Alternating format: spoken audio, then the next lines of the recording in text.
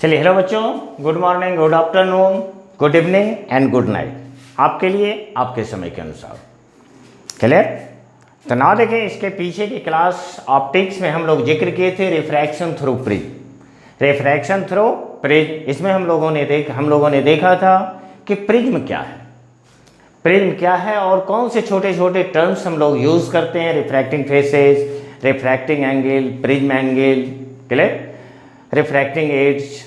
तो ये सब चीज़ों के बारे में हम लोग पढ़े थे और फाइनली लास्ट में हम लोग पढ़े थे कि रिफ्रैक्शन थ्रू प्रिज्म, कि जब आप किसी प्रिज्म से रिफ्रैक्शन होता है तो क्या होता है। उसमें आप लोगों ने देखा था कि A plus del is equal to क्या होता है, I plus A. I plus A आपका angle of prism, del angle of deviation, I angle of incidence and E angle of emergence. तो चलिए अपना कॉपी और पेन अपने आगे रखें और फिर शुरू हो जाएं। क्लियर? फिर उससे आगे का एक टॉपिक हम पढ़ते हैं जो कि बार बार आपको लॉन्ग क्वेश्चन के रूप में पूछा जाता है, अपने बोर्ड से एग्जाम में पूछे जाते हैं, और इसे हम लोग कहते हैं एंगल ऑफ मिनिमम डेविएशन। तो नेक्स्ट टॉपिक आपका होगा एंगल, कि एंगल ऑफ मिनिमम डेविएशन। तो एंगल ऑफ मिनिमम डेविएशन का मतलब हुआ कि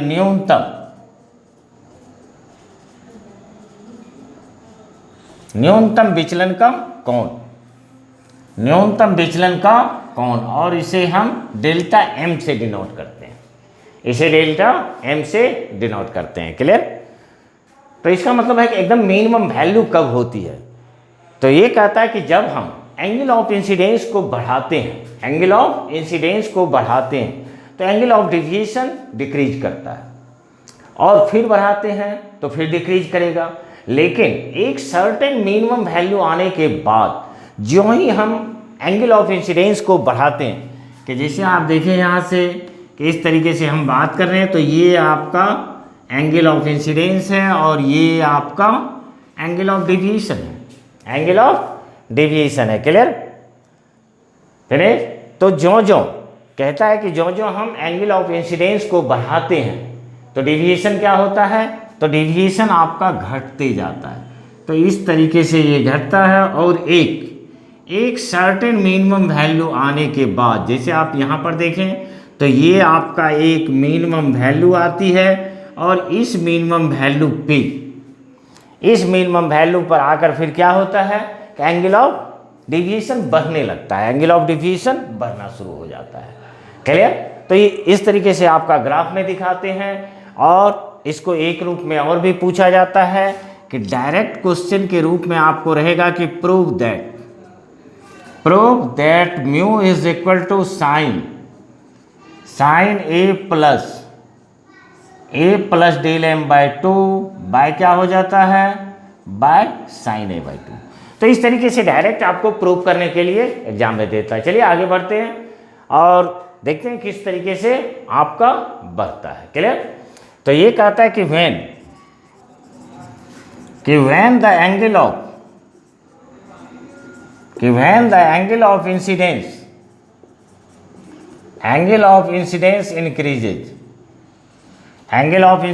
increases,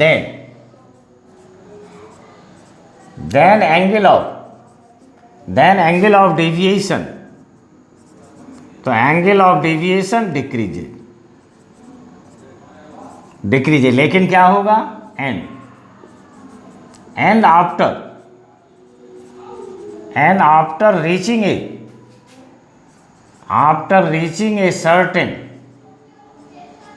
certain minimum value, and after reaching a certain minimum value the angle of deviation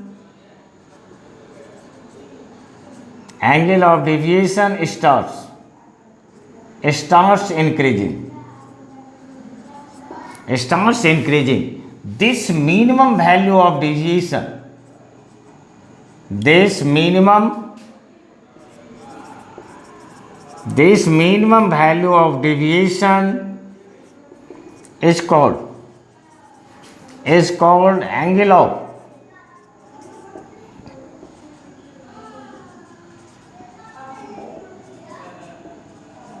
angle of minimum deviation. Clear? तो इसे ही हम मिनिमम डेविएशन कहते हैं। तो इसे आप लिख सकते हैं कि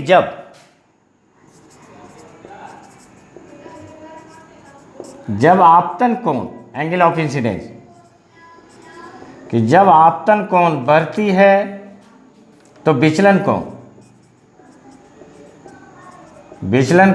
घटती है।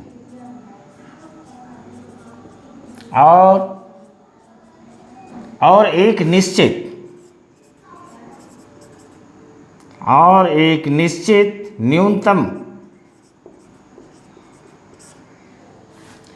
निश्चित न्यूनतम मान आने पर विचलन कोण पुनः बढ़ने लगती है।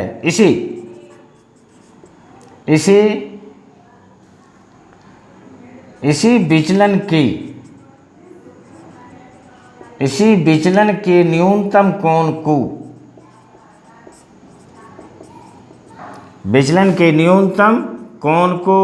न्यूनतम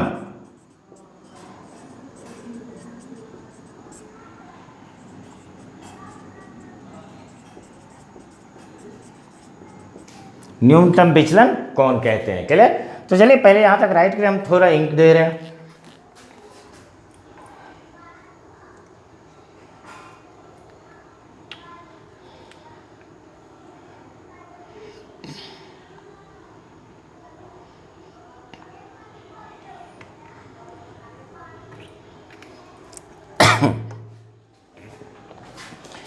ओके, तो नाउ देखें कि जब ये मिनिमम डेविएशन का केस आता है तो होता क्या है कि जैसे आप देखें कि at minimum deviation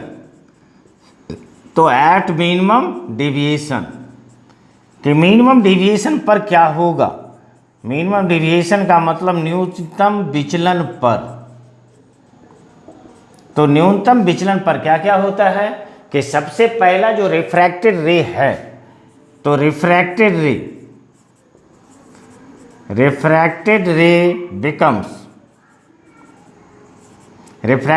becomes parallel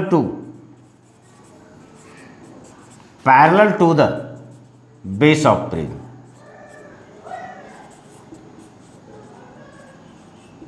refracted रे क्या होता है? प्रिज्म के बेस के पैरेलल हो जाता है। इसे आप इस तरीके से भी लिख सकते हैं कि अपवर्तित किरण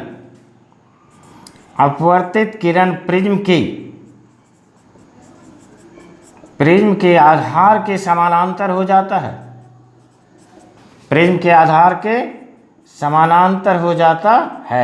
और जब ये पैरेलल होता है तो उस स्थिति में आपको I = E हो जाता है और आपको R1 क्या हो जाता है? R2 हो जाता है। क्लियर? और जब इस केस को हम यूज करते हैं तो चलिए फ्रॉम प्रिज्म फार्मूला, तो प्रिज्म फार्मूला का मतलब प्रिज्म सूत्र से।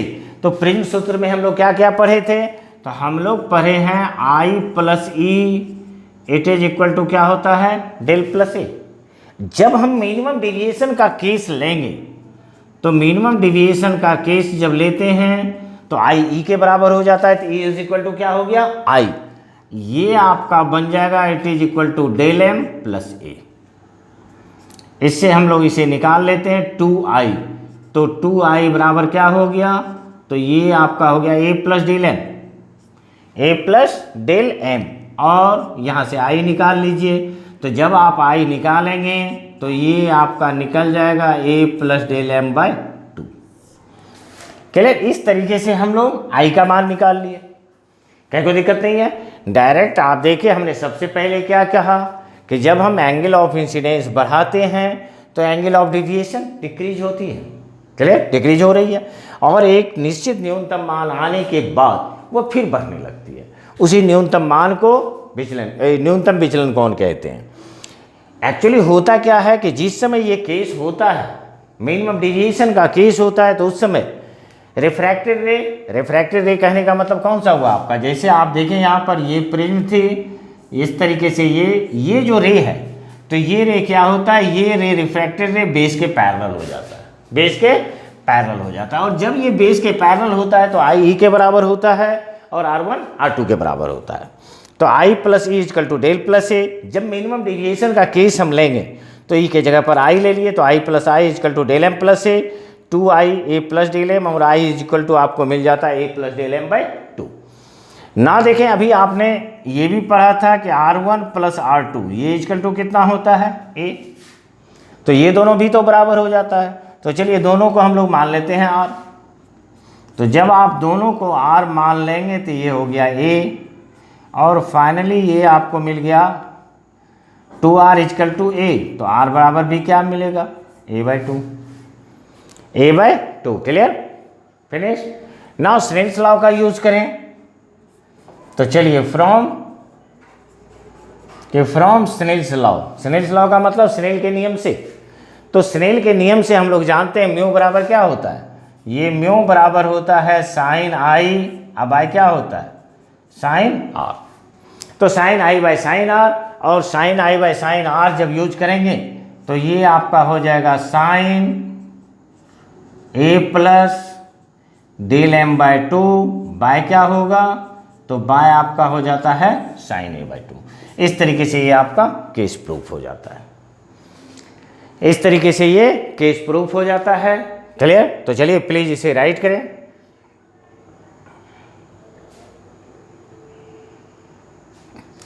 तो चलिए इसे भी राइट करें आप।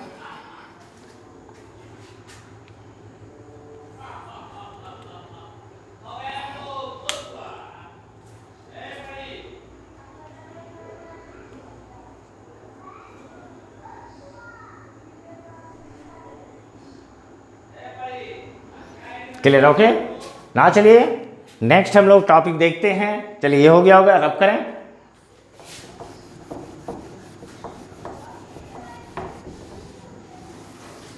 ना देखें, आपका टॉपिक है डेविएशन। Deviation through prism.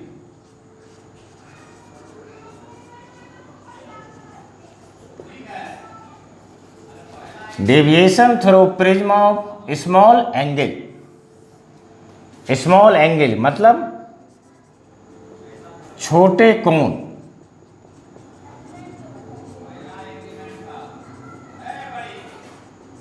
छोटे कोण के प्रिज्म द्वारा विचलन। क्लियर। चलिए रब करें इसको।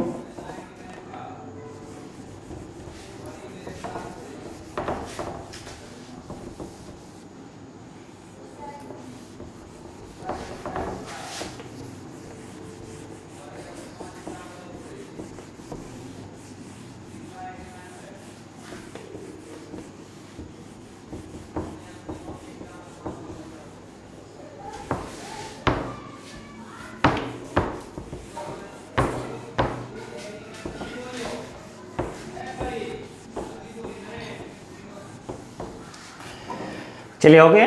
जैसा कि आप जानते हैं कि डिविएशन किस पे डिपेंड कर रहा है, तो एंगल ऑफ प्रिज्म पे डिपेंड करता है। तो ये कहता है कि the angle of deviation, the angle of deviation, the angle of deviation depends upon angle of prism. Angle of prism. Clear. सो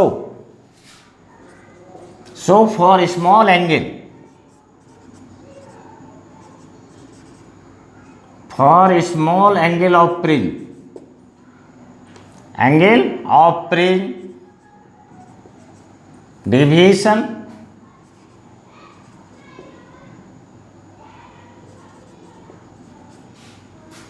कहता है the angle of deviation depends upon angle of prism. So for small angle of deviation, deviation will also small. Clear. कहने का मतलब ये हुआ कि विचलन कोण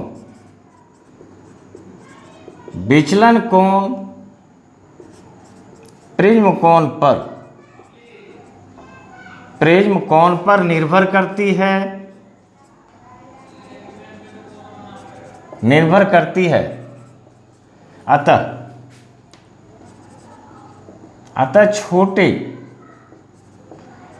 अतः छोटे कोण के प्रिज्म के कारण विचलन भी क्या होगा, तो विचलन भी छोटा होगा। क्लियर। चलिए सिंपली हम दो फेस है, दोनों फेस के लिए हम अप्लाई कर देते हैं कि जैसे आप देखें तो इस तरीके से ये आपका फिगर था। क्लियर। फिनिश। ये यहाँ से आपका रे इंसिडेंट हुआ, फिर ये नॉर्मल, फिर ये नॉर्मल, और इस तरीके से ये आपका आया। ये एंगल था आई, R1, R2, E। इसका रिफ्रैक्टिव इंडेक्स कितना है, म्यू। क्लियर। ना देखें तो फ्रॉम स्नेल्स लॉ कि यहाँ भी हम लोग क्या करेंगे, तो स्नेल्स लॉ का यूज करेंगे, स्नेल के नियम से। तो यहाँ पर देखें ये 1 से 2 में जा रही है, तो म्यू 2/μ1 मतलब म्यू, तो ये आपको म्यू इक्वल टू क्या मिलेगा, साइन आई बाय क्या होगा, sign R1। For small angle हम लोग राइट कर सकते हैं, लिख सकते हैं I/R1। तो इससे हमें आई इक्वल टू क्या मिलेगा, आई इक्वल टू मिल जाता है म्यू R1। क्लियर। तो ये आपका हो गया म्यू R1। इसी तरीके से आप दूसरे फेस के लिए लिखें। अब यहाँ से देखें आप, इस μ2 से मतलब डेंसर से रेयर में जा रहा है, इसका मतलब 1/μ। तो ये आपका आ जाएगा, it is equal to 1/μ, it is equal to sine R2 by क्या होगा, साइन E। और इसे भी आप ले सकते हैं छोटे एंगल के लिए R2/E। इससे आपको E इज इक्वल टू मिल जाएगा, E इज इक्वल टू कितना मिला, म्यू R2। क्लियर। इस दोनों को आप प्रिज्म फार्मूला में पुट कर दें, तो फ्रॉम प्रिज्म फार्मूला, तो जब आप प्रिज्म फार्मूला में पुट करेंगे तो प्रिज्म फार्मूला में क्या हो जाएगा आपका, प्रिज्म फार्मूला में आपका होता है I + E, it is equal to del plus A. Put कीजिए, I बराबर क्या निकला, म्यू R1। तो ये आपका हो गया म्यू R1, ये हो गया म्यू R2, ये हो गया डेल प्लस ए। क्लियर। यहाँ से कॉमन लें तो mu R1 + R2 it becomes equal to del plus A. R1 + R2 कितना होता है आपका, तो ये आपका R1 + R2 इक्वल टू कितना पर है, इट इज इक्वल टू ए। तो ये बन गया म्यू ए, और ये आपको हो गया डेल प्लस ए, और डेल इज इक्वल टू आपका हो जाएगा म्यू ए माइनस ए, और del is equal to mu -1 into A, mu -1 into A. लेकिन ये जो वैलिड होगा तो ये आपका 10 डिग्री। तो इसमें आपका एंगल ऑफ प्रिज्म कितना होना चाहिए, तो एंगल ऑफ प्रिज्म का वैल्यू 10 डिग्री से छोटा होना चाहिए, एंगल ऑफ प्रिज्म 10 डिग्री छोटा होना चाहिए। क्लियर। तो इस तरीके से आपके ये हैं deviation through prism of small angle. Clear. तो अपने बोर्ड के लिए ये इनफ है। तो चलिए जहाँ तक आप राइट करें, फिर हम इसमें से कुछ 1-2 न्यूमेरिकल्स को देखते हैं। तो चलिए प्लीज़ इसे आप राइट करें जल्दी, क्विक।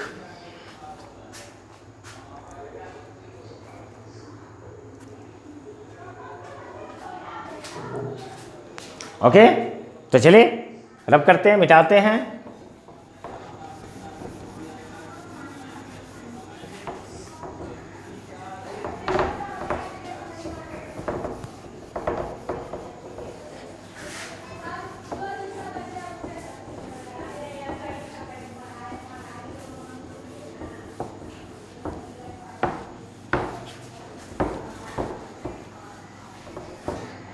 तो देखिए सबसे पहले हम एक छोटा क्वेश्चन देखते हैं जो कि आपके एनसीईआरटी में दिया हुआ है। तो ये कहता है a thin prism a thin prism of angle 5 degree gives a deviation of 3.2 degree 3.2 degree. Fine refractive index clear. तो ना कहता है एक 5 डिग्री प्रिज्म कोण, 5 डिग्री प्रिज्म कोण का एक पतला प्रिज्म 3.2 डिग्री का विचलन कोण देती है अपवर्तनांक ज्ञात करें। क्लियर। तो ये आपका हो गया अपवर्तनांक ज्ञात करें। ना देखें जो डाटा दिया हुआ है आप डाटा को लिखें फिर सॉल्व कर दें। तो ये एंगल ऑफ प्रिज्म कितना दिया 5 डिग्री, एंगल ऑफ डेविएशन कितना दिया 3.2 डिग्री। Clear finish. आपको रिफ्रैक्टिव इंडेक्स निकालना है, 5 डिग्री है, छोटा कोण है, तो छोटा कोण का फार्मूला लगाइए। तो डेल बराबर क्या होता है म्यू माइनस 1 इंटू ए। ये आपको दिया हुआ है 3.2 डिग्री, म्यू माइनस 1 5 डिग्री। ये आपको हो गया mu minus 1 it is equal to 3.2/5। Clear. कितना हो जाएगा अगर आप देखें यहाँ से तो ये आ जाएगा 0.64। क्लियर 32 चलिए 0.64 और आपको म्यू इक्वल टू हो जाएगा 1 0.64 और इसका वैल्यू आपको आ रहा है 1.64 आंसर। क्लियर। तो चलिए इसे भी आप राइट करें, फिर हम नेक्स्ट क्वेश्चन देखते हैं। तो नेक्स्ट क्वेश्चन क्या होगी,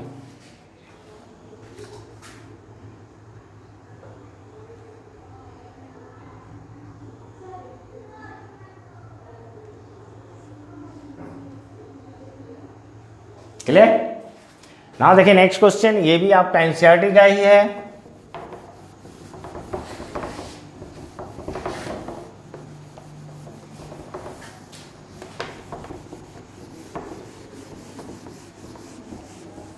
ओके तो नेक्स्ट आपको कहता है कि A ray of light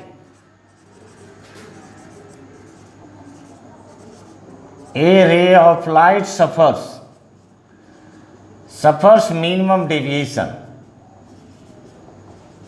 A ray of light suffers minimum deviation while passing through a prism. While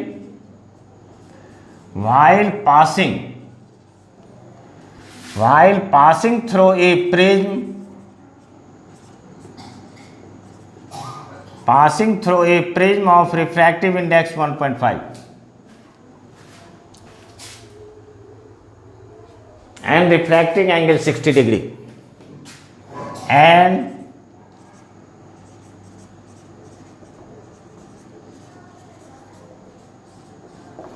refracting angle 60 degree.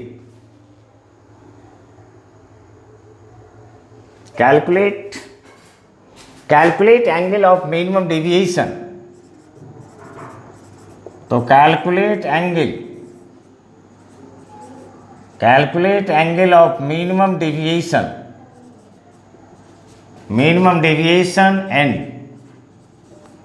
and angle of incidence. Clear. कहा था एक प्रकाश किरण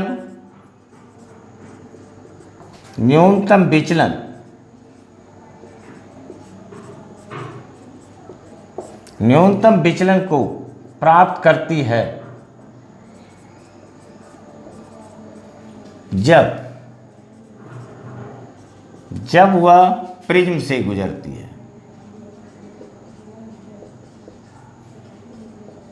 जब वह प्रिज्म से गुजरती है। प्रिज्म का अपवर्तनांक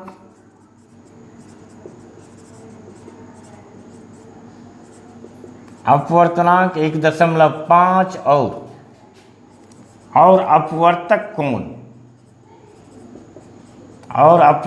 कोण 60 डिग्री है। 60 डिग्री है।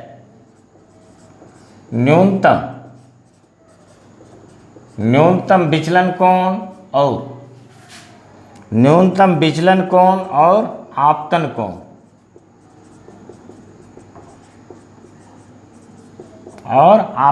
कोण ज्ञात करें। तो चलिए ये भी क्वेश्चन आपका एनसीईआरटी का है।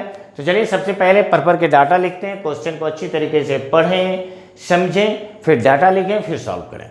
तो ना देखिए यहाँ पर अगर आप देखें तो ये सबसे पहले आपको रिफ्रैक्टिव इंडेक्स दिया है, तो इट इज इक्वल टू 1.5।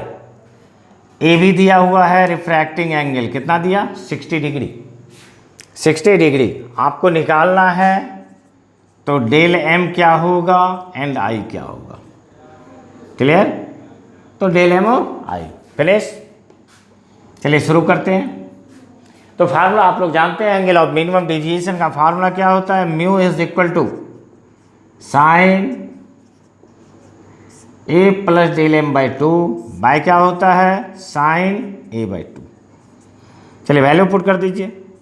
तो ये हो गया 1.5, इधर आपका होगा sine it is 60 plus del M by 2 by कितना होगा 60 बाई 2 मतलब 30 डिग्री। 30 डिग्री का मतलब हाफ। तो ये आपका हो जाएगा sine 60 plus del M by 2 by कितना होगा half. Sine 30 degree equal to half. Clear? चलिए सॉल्व करें, इसको क्रॉस मल्टीप्लिकेशन करें। तो इस तरीके से आपको निकलेगा sine 60 plus del M by 2 it is equal to 1.5 into half, और ये आपका हो जाएगा 0.75। क्लियर? बाकी इससे आगे जब आप इसे सॉल्व करेंगे तो ये आपका हो गया 60 plus del M by 2 it is equal to sine inverse 0.75। और इसका वैल्यू, तो इसका वैल्यू कैलकुलेट करना पड़ता है। बाकी कैलकुलेटर हो टेबल हो, दोनों में से किसी चीज़ से आप प्राप्त कर सकते हैं, नहीं तो फिर वहाँ पर वैल्यू आपको देगा, नहीं तो फिर वही सा वैल्यू देगा जो आपको इजीली मिले। इसका वैल्यू होता है 48.6 डिग्री। क्लियर? इस तरीके से आगे आप सॉल्व करें तो ये आपका हो जाएगा 60 plus del M it is equal to 48.6 into 2, और ये आपका होगा 97.2। तो डेल एम कितना निकलेगा, तो डेल एम बराबर आपको हो जाएगा 97.2 माइनस 60, और ये आपको मिलेगा 37.2 डिग्री। तो ये आपको डेल एम निकल गया। अगेन आपको क्या निकालना है आई। तो ये आई बराबर आप जानते हैं ए प्लस क्या होता है डेल एम बाई 2। तो ए 60 डिग्री 37.2 बाई 2, तो ये हो गया 97.2 बाई 2, और ये अगेन आपको आ जाएगा 48.6 डिग्री। क्लियर? तो इस तरीके से इस क्वेश्चन को भी आप समझ गए होंगे, अच्छी तरीके से समझे होंगे। तो ये 2 क्वेश्चन एनसीईआरटी के थे, और 2-3 क्वेश्चन को और हम आपके साथ डील करेंगे, फिर नेक्स्ट टॉपिक में हम आगे बढ़ेंगे। क्लियर? तब तक के लिए इसे अच्छी तरीके से पढ़ें, पढ़ाई करते रहें, मन लगा के पढ़ें, खुश रहें।